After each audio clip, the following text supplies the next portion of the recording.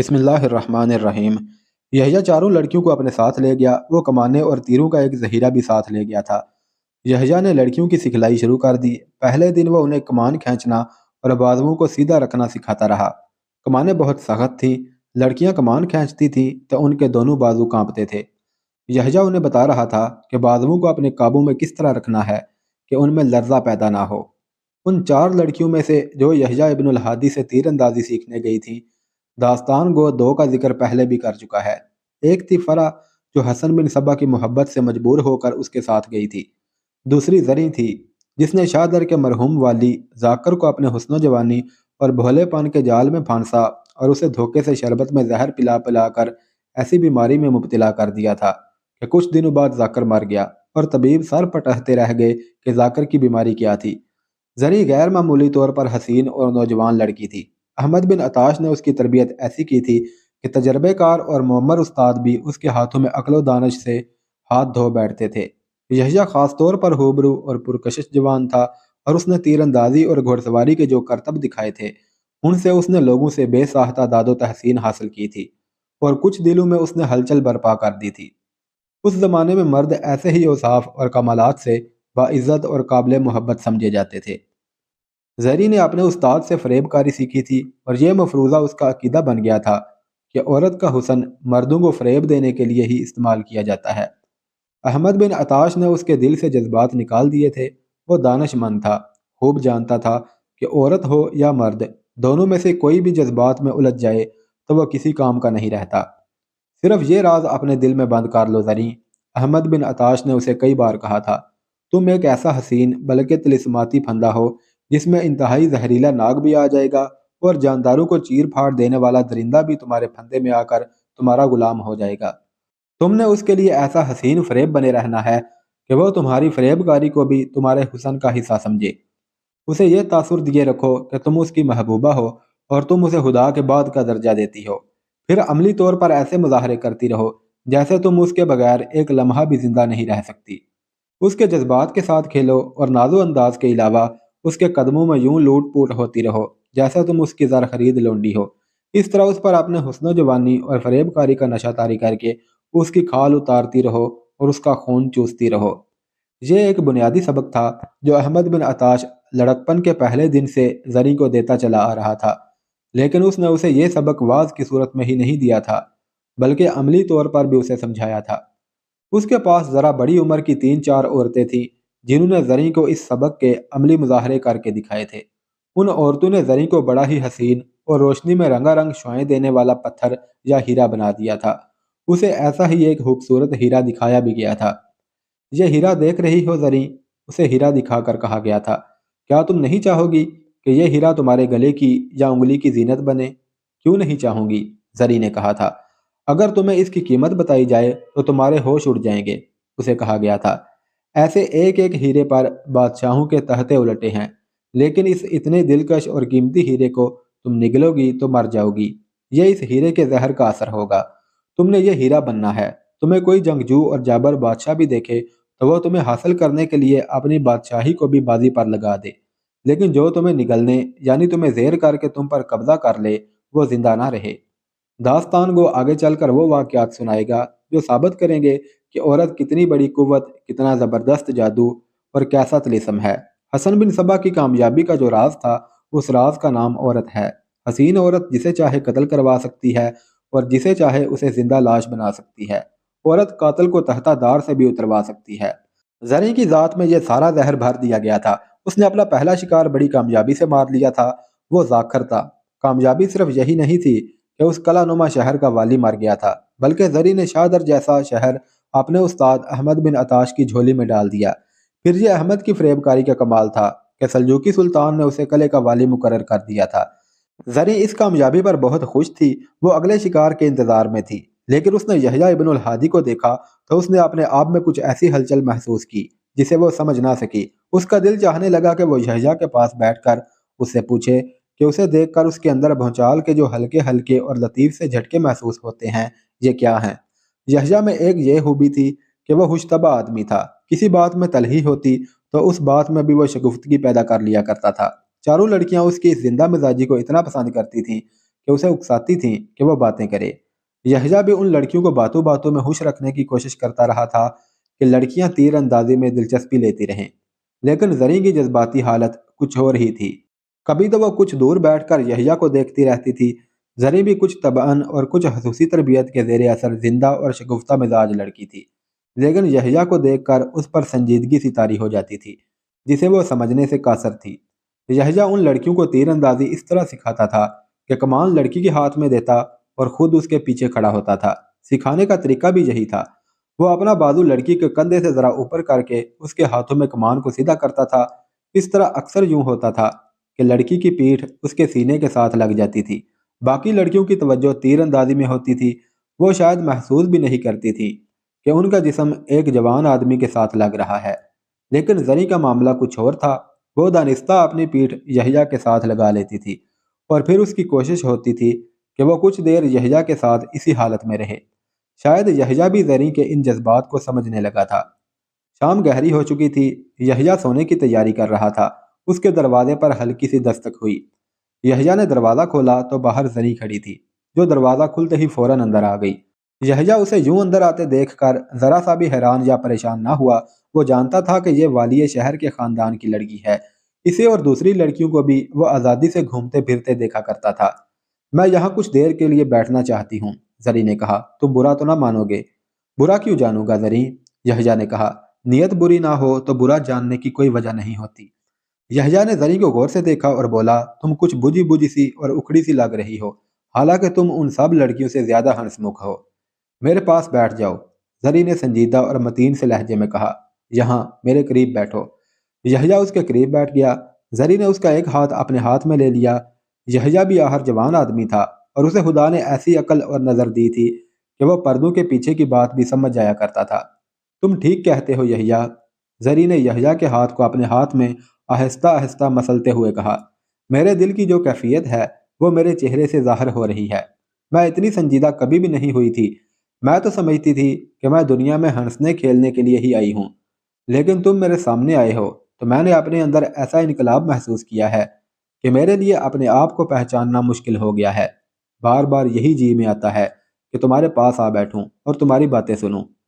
کیا تم نے محسوس نہیں کیا کہ تم جب میرے ہاتھ میں کمان دیتے ہو اور میرے پیچھے کھڑے ہو کر کمان میں تیر سیدھا رکھنے کو کہتے ہو تو میں تمہارے ساتھ لگ جاتی ہوں اور دانستہ کمان کو دائیں بائیں یا اوپر نیچے کر دیتی ہوں تاکہ تم کچھ دیر اسی طرح میرے ساتھ لگے رہو اور بار بار میرے ہاتھ پکڑ کر کمان اور تیر سیدھا کرتے رہو۔ یحییٰ کے ہونٹوں پر مسکراہٹ آ گئی۔ جس ہاتھ میں زری نے اس کا ہاتھ پکڑ رکھا تھا اس ہاتھ کو یحییٰ نے اپنے ہاتھ میں لے لیا۔ یک لحظت یحییٰ کے دل میں یہ احساس پیدا ہو گیا کہ ان چاروں لڑکیوں میں یہ لڑکی اسے زیادہ اچھی لگتی تھی، اور کبھی کبھی وہ تیر اندازی کی سکھلائی دیتے ہوئے اس لڑکی کو اپنے کچھ زیادہ ہی قریب کر لیا کرتا تھا۔ زری نے جب اپنے جذبات کا اظہار کیا تو یحییٰ نے نمایاں طور پر محسوس کیا کہ زری نے اپنی نہیں بلکہ اس کے جذبات کی ترجمانی کی ہے۔ کیا تم میرے ان جذبات کی تسکین کر سکتے ہو؟ زری نے کہا۔ میں تمہیں صاف بتا دوں کہ تم میری روح میں اتر گئے ہو۔ کیا تم میری محبت کو قبول کرو گے؟ سوچ لو زری، یحییٰ نے کہا۔ تم شہزادی ہو اور میں ایک مسافر ہوں جسے یہ بھی معلوم نہیں کہ اس کی منزل کیا ہے اور کہاں ہے۔ ہو سکتا ہے ہماری محبت کوئی قربانی مانگ بیٹھے جو تم نہ دے سکو۔ میں تو اپنی جان بھی دے دوں گا۔ وہ تم دیکھ لو گے، زری نے کہا۔ کوئی ایسا خطرہ ہوا تو جہاں کہو گے تمہارے ساتھ چل پڑوں گی۔ میں تمہیں یہ بتا دیتا ہوں زری، یحییٰ نے کہا۔ تمہیں دیکھ کر میرے اندر بھی ایسے ہی جذبات امڈے ہوئے تھے، لیکن میں خاموش رہا۔ میرے دل کی بات تم نے کہہ دی ہے۔ صرف ایک بات کا خیال رکھنا کہ اس محبت کا تعلق جسموں کے ساتھ نہ ہو۔ یہ میں نے پہلے ہی کہہ دیا ہے، زری نے کہا۔ میں نے کہا ہے کہ تم میری روح میں اتر گئے ہو۔ میں یہاں آتی رہا کروں گی اور میں تمہارا انتظار کیا کروں گا، یحییٰ نے کہا۔ اس رات کے بعد یحییٰ اور زری بڑی تیزی سے ایک دوسرے کے وجود میں تحلیل ہوتے چلے گئے۔ تیر اندازی اور تیغ زنی وغیرہ کے مقابلوں کا جو میلہ لگا ہوا تھا وہ ختم ہو چکا تھا۔ جیتنے والے انعام و اکرام لے کر چلے گئے تھے۔ خیموں کی بستی اجڑ گئی تھی۔ یحییٰ ان چاروں لڑکیوں کو تیر اندازی کے مشق کروا رہا تھا۔ لڑکیوں کے تیر ٹھکانے پر لگتے تھے۔ یحییٰ اور زری کے دلوں میں جو تیر اتر گئے تھے ان سے ابھی دوسرے نا واقف تھے۔ زری کوئی پردہ دار لڑکی تو نہ تھی کہ اس کے باہر نکلنے پر پابندی ہوتی۔ وہ ہر رات یحییٰ کے کمرے میں پہنچ جاتی और दोनों एक दूसरे के बहुत करीब होकर बैठे रहते और दिलों की बातें करते रहते थे। यहया की जज्बाती हालत ऐसी हो गई थी कि वो जब लड़कियों को तीर अंदाजी के लिए बाहर ले जाता तो साफ पता चलता था कि वो जरी में कुछ ज्यादा ही दिलचस्पी ले रहा है। वो जो कहते हैं कि इश्क और मुश्क छुपे नहीं रह सकते, वो ठीक ही कहते हैं। जरी की साथी लड़कियां भांप गईं कि यह मामला कुछ और ही है। उन्होंने अहमद बिन अताश को बताया तो अहमद बिन अताश कुछ परेशान सा हो गया। अहमद बिन अताश को मालूम नहीं था कि यहया ने यह राज छुपा कर नहीं रखा। जिस वक़्त लड़कियां अहमद बिन अताश को यह बता रही थी, बिल्कुल उसी वक़्त वो हसन बिन सबा के पास बैठा उसे अपने दिल की यही बात बता रहा था। यहया हसन बिन सबा से मुतासर ही नहीं था, बल्कि मरऊब था। इस मरऊबियत में डर और खौफ नहीं था, बल्कि एहतराम और तकद्दुस का तासुर था जो उस पर तारी हो जाया करता था। यह मरऊबियत ऐसी थी जैसे हसन बिन सबा ने उसको हिप्नोटाइज कर रखा हो। हसन उसके साथ दीनी अमूर पर बातें करता था। उन बातों से ये जाहिर होता था कि हसन रासिहुल अकीदा मुसलमान है और उसका दर्जा सिर्फ नबियों से ही कम है। पीरो मुर्शद यहया ने एक रोज़ उसके सामने बैठते हुए कहा, वालिय शादर के ख़ानदान की एक लड़की जरी उसे दिलो जान से चाहती है और उसके अपने दिल में भी उस लड़की की मोहब्बत पैदा हो गई है और हम दोनों तन्हाई में बैठकर प्यारो मोहब्बत की बातें किया करते हैं। क्या मैं बददियानती और धोखादही का इर्तिकाब तो नहीं कर रहा? नहीं, हसन बिन सबा ने कहा। अगर इस मोहब्बत का ताल्लुक जिस्मों के बजाय रूहों के साथ है तो यह गुनाह नहीं, ये हमारी रूहों का मामला है पीरो मुर्शद, यहया ने कहा। फिर ये ठीक है, हसन बिन सबा ने कहा। उधर अहमद बिन अताश ने जनी को बुलाया और उससे पूछा कि यहया के साथ उसके ताल्लुकात किस नवैयत के हैं और उनकी मुलाकातें किस किस्म की हैं। ये शख्स मुझे अच्छा लगता है, जरी ने कहा, और मेरा उसके साथ जो ताल्लुक है वो मर्दो औरत वाला ताल्लुक नहीं है। मेरी बात गौर से सुनो, अहमद बिन अताश ने कहा। मैं समझ गया हूँ। मैं तुम्हें यह बताना चाहता हूँ कि हम इस मोहब्बत को गुनाह कहा करते हैं जो फ़राइज़ से हटा दे। मैं फ़राइज़ से नहीं हटी, जरी ने कहा। जहाँ आप मुझ में ये खामी देखें कि मैं अपना कोई एक भी फ़र्ज भूल गई हूँ तो मुझे जो सज़ा चाहे दे दें। तुमने शायद सज़ा का नाम रस्मी तौर पर लिया है, अहमद बिन अताश ने कदरे बारोब आवाज़ में कहा, लेकिन तुम्हें भूल नहीं होनी चाहिए कि यह सज़ा क्या होगी। मैं जानती हूँ, जरी ने कहा, मुझे कत्ल कर दिया जाएगा। कत्ल नहीं किया जाएगा, अहमद बिन अताश ने कहा। तुम्हें कैदखाने में उन कैदियों में फेंक दिया जाएगा जो कई कई सालों से वहां बंद हैं और वो सब वहशी आदमी हैं। फिर तुम्हें उस काल कोठरी में बंद रखा जाएगा जहां जहरीले कीड़े मकोड़े रहते हैं। ये मत भूलना कि तुमने दूसरों को फांसना है, खुद फंस के बेकार नहीं हो जाना। उसी रात अहमद बिन अताश और हसन बिन सबा ने इस मसले पर तबादला ख्याल किया। उन्हें नुकसान ये नज़र आ रहा था कि मोहब्बत के नशे में एक कीमती और तजर्बेकार लड़की ज़ाया हो जाएगी। हसन बिन सबा ने उस लड़की को अपने कमरे में बुलाया और जब जरी उसके कमरे से निकली तो उसके चेहरे पर कुछ और ही तासुर था। दिन गुजरते चले गए। यहया और जरी एक दूसरे में गुम हो गए। यहया ने उन लड़कियों को तीर अंदाजी में ताक कर दिया था और अब उसे कहा गया था कि उन्हें शाहसवार बना दे। शहर के लोग देखते थे कि 5 घोड़े हर सुबह जंगल को निकल जाते हैं। एक पर यहया और बाकी 4 पर लड़कियां सवार होती थीं। सुबह के गए हुए ये घोड़े आधा दिन गुजार कर वापस आते थे। यहया कभी कभी जरी को अपने साथ रखकर बाकी लड़कियों से कहता कि वो दूर का चक्कर लगा कर आएं। लड़कियां ये रिपोर्ट अहमद बिन अताश को दे दिया करती थीं। उधर मरो में सुल्तान मलक शाह और उसका कोतवाल हर रोज़ इंतज़ार किया करते थे कि यहया की तरफ से कोई पैगाम आएगा, लेकिन हर रोज़ उन्हें मायूसी होती थी। यहया के जहन से निकल ही गया था कि वो शादर क्यों आया था और उसे एक रोज़ वापस भी जाना है। वो अपने साथी सिनान से हर रोज़ मिलता और उसे कहता था कि उन लोगों का कुछ पता नहीं चल रहा कि ये क्या हैं, 2-4 दिनों बाद कुछ पता चल जाएगा। जरी के इजहार मोहब्बत में अचानक दीवानगी पैदा हो गई। उसने यहया को यह कहना शुरू कर दिया कि इसमें अब इंतज़ार की ताब नहीं रही और यहया उसे अपने साथ ले चले। यहया ने उसे अभी तक नहीं बताया था कि वह कहाँ से आया है और कहाँ जा रहा था। जरी ने उससे कई बार पूछा और यहया ने हर बात उसे जज्बात में उलझा कर टाल दिया था। एक रात जरी उसके कमरे में आई तो उसने अपनी चादर में छुपाई हुई छोटी सी सुराही निकाली। मैं आज तुम्हारे लिए एक खास शरबत लाई हूँ, जरी ने सुराही यहया के हाथ में देकर कहा। यह अहमद बिन अताश खुद पिया करता है और सिर्फ ये बुजुर्ग आलम है जिसे कभी कभी पिलाता है। मैं इतना ही जानती हूँ कि इसमें शहद मिला हुआ है और मैं ये भी जानती हूँ कि इसमें ऐसे फूलों का रस डाला गया है जो किसी दूसरे मुल्क में होते हैं। अहमद की बीवियां कहती हैं कि उसने इस शरबत का मशकीज़ा बहुत से सोने के इवज़ मंगवाया है और सुना है यह शरबत पीने वाला 200 साल जिंदा रहे تو بھی بوڑھا نہیں ہوتا۔ میں تمہارے لیے چرا کے لائی ہوں، پی کے دیکھو۔ یحییٰ نے سراہی ہی منہ سے لگا لی اور پھر آہستہ آہستہ اس نے سارا شربت پی لیا۔ اس دوران زریں اس کے ساتھ پیار و محبت کی باتیں ایسے والہانہ انداز سے کرتی رہی جیسے وہ نشے میں ہو۔ زریں طلسم کی مانند یحییٰ پر طاری رہتی ہی تھی، لیکن اس رات یحییٰ کی جذباتی حالت کچھ اور ہی ہو گئی۔ وہ یوں محسوس کرنے لگا جیسے اسے دنیا بھر کی حاکمیت مل گئی ہو۔ آخر ہمارا انجام کیا ہوگا؟ زری نے کہا، کیا تم میرے ساتھ یوں ہی محبت کا کھیل کھیلتے رہو گے؟ تم تو اتنا بھی نہیں بتاتے کہ تم ہو کہاں کے۔ میں کہتی ہوں کہ جہاں کہیں کے بھی ہو، یہاں سے نکلو اور مجھے اپنے ساتھ لے چلو۔ آج کی رات یہاں کی آخری رات ہونی چاہیے۔ میں تیار ہوں، مردانہ لباس پہن لوں گی۔ یحییٰ نے کہکا لگا کر زری کو اپنے بازوؤں میں لے لیا۔ اس نے اس طرح کا کہکہا پہلے کبھی نہیں لگایا تھا۔ زری نے مچل مچل کر اسے کہنا شروع کر دیا کہ وہ اسے اپنے متعلق کچھ بتائے۔ سن زری، یحییٰ نے شگفتہ سی سنجیدگی سے کہا، یہ بھی سن لے کہ میں کون ہوں اور کہاں سے آیا ہوں۔ اب مجھے تم پر اعتبار آ گیا ہے۔ میں یہاں ایک فرض ادا کرنے آیا تھا، وہ ابھی ادا نہیں ہوا۔ مجھے تمہاری مدد کی ضرورت ہے۔ پھر مجھے بتاتے کیوں نہیں؟ زری نے بڑی پیاری سی جھنجھلاہٹ سے کہا، میں کئی بار کہہ چکی ہوں کہ تمہاری محبت پر میں اپنی جان بھی قربان کر دوں گی۔ میں مرو سے آیا ہوں، یحییٰ نے اپنے راز سے پردہ اٹھاتے ہوئے کہا۔ میں سلجوقی سلطان ملک شاہ کا جاسوس ہوں۔ وہاں یہ شک پایا جاتا ہے کہ احمد بن عطاش اسماعیلی ہے، اور یہاں شاہ در میں اہل سنت کے خلاف اسماعیلی مرکز بن گیا ہے۔ میں یہ معلوم کرنے آیا ہوں کہ اس شک میں حقیقت کتنی ہے، یا کچھ حقیقت ہے بھی یا نہیں۔ کچھ پتہ چلا؟ زری نے پوچھا۔ میں ابھی شک میں ہوں، یحییٰ نے جواب دیا۔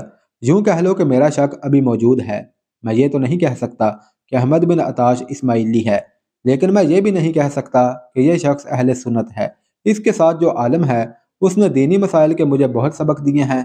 اس میں مجھے اسماعیلیوں والی کوئی بات نظر نہیں آئی، لیکن میں نے ان دونوں کو کبھی نماز پڑھتے بھی نہیں دیکھا۔ میں نے یہ دیکھا ہے کہ اس شہر میں اسماعیلیوں کی اکثریت ہے۔ تمہارا یہ ساتھی سنان بھی جاسوس ہی ہوگا؟ زری نے پوچھا۔ ہاں، یحییٰ نے کہا۔ اسے میں نے 2-3 دنوں بعد یہ بتا کر واپس بھیجنا ہے کہ میں نے اب تک یہاں کیا دیکھا ہے۔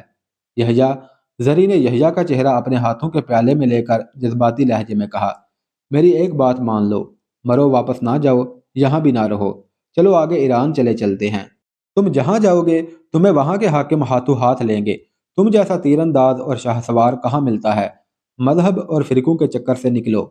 میں تمہیں ایک بات صاف بتا دیتا ہوں زری، یحییٰ نے کہا، میرے دل میں تمہاری جو محبت ہے، اس میں کوئی دھوکہ یا بناوٹ نہیں۔ تم میری پہلی اور آخری محبت ہو، لیکن میں اپنے فرض کو محبت پر قربان نہیں کروں گا۔